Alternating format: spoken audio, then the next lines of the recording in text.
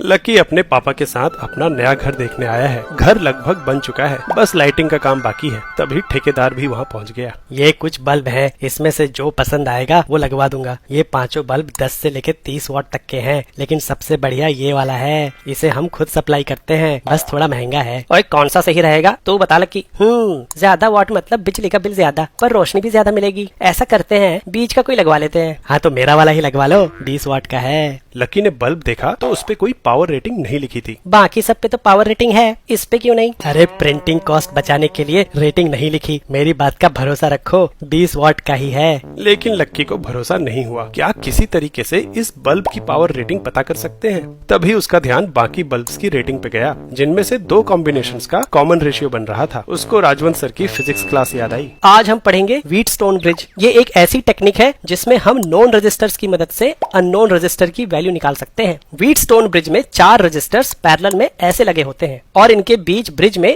एक और रजिस्टर जैसे कि बल्ब लगा होता है। ये बल्ब तभी बुझेगा जब व्हीटस्टोन ब्रिज बैलेंस्ड होगा, यानी इन रजिस्टर्स का रेशियो एक दूसरे के बराबर होगा। पर सर ऐसा होगा कैसे? क्योंकि बल्ब बुझने का मतलब है कि इन दोनों पॉइंट्स का वोल्टेज बराबर है। अगर लेफ्ट वाली ब्रांच का करंट I और राइट वाली का I' मान लें, तो R1 के अक्रॉस वोल्टेज ड्रॉप होगा I गुने R1 और R3 के अक्रॉस I' गुने R3। ब्रिज के दोनों पॉइंट्स के वोल्टेज बराबर होने के लिए दोनों रजिस्टर्स के अक्रॉस वोल्टेज ड्रॉप्स भी बराबर होने पड़ेंगे। मतलब I_R1 बराबर होगा I'(R3) के। यहाँ से I' बटे I का रेशियो आ गया R1 बटे R3। यही लॉजिक अगर R2 और R4 पे लगाएंगे तो वहाँ से भी I' और I का रेशियो R2 बटे R4 के बराबर ही आएगा, यानी कि R1 बटे R3 बराबर होगा R2 बटे R4 के। मतलब अगर बल्ब नहीं जल रहा है और हमें इन चारों में से 3 रजिस्टर्स की वैल्यूज पता है, तो हम चौथे की वैल्यू आराम से निकाल सकते हैं। लकी ने यही कॉन्सेप्ट बल्ब्स पे अप्लाई किया और 4 बल्ब जिनकी पावर का रेशियो बराबर था उन्हें ऐसे लगाया, और बीच वाले ब्रिज में करंट है कि नहीं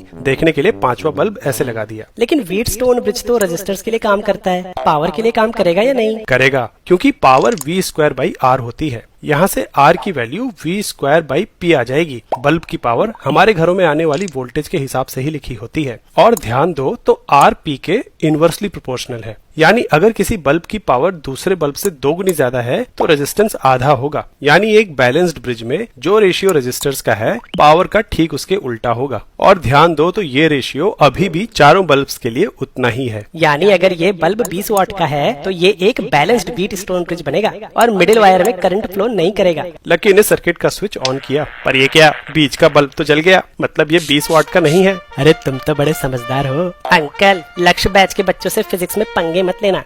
अगर जेईई या नीट की तैयारी कर रहे हो तो फिजिक्स वाला के बैचेस चेकआउट करो, लिंक चैनल पेज पे है।